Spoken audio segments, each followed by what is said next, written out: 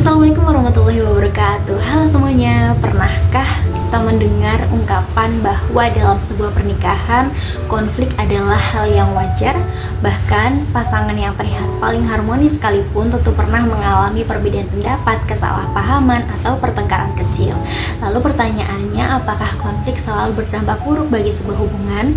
Jawabannya tidak selalu. Berdasarkan artikel Managing Conflict in Marriage karya Mustar dan rekan-rekan yang diterbitkan pada tahun 2024, konflik justru dapat menjadi sarana untuk memperkuat hubungan apabila dikelola dengan cara yang sehat dan tepat. Yuk kita bahas satu persatu.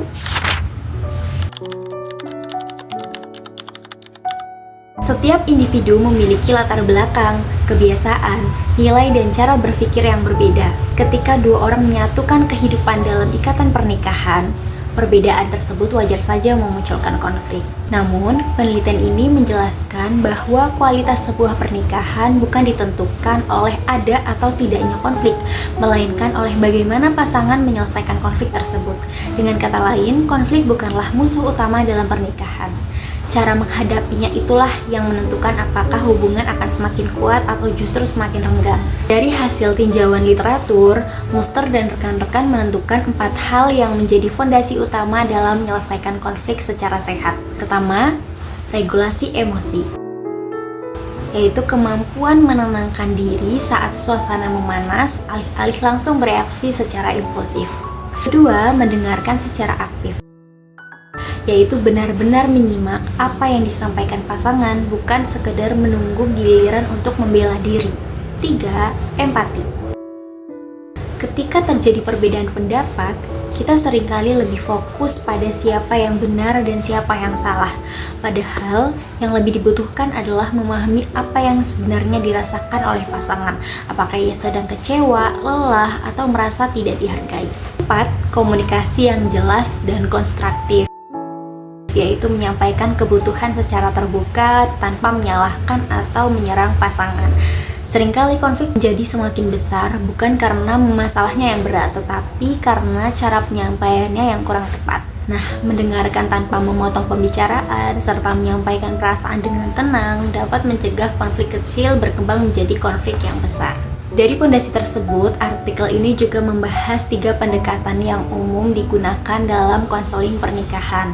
Yang pertama adalah Gottman Method, yaitu pendekatan ini dikembangkan oleh Dr. John Gottman dan membantu pasangan membangun pendekatan emosional, meningkatkan komunikasi, serta memperkuat kepercayaan dan komitmen dalam hubungan. Gottman juga menemukan 4 perilaku yang dapat merusak hubungan, yaitu kritik, penghinaan, sikap defensif, dan menutup diri dari pasangan. Yang kedua yaitu Emotionally Focused Therapy atau EFT.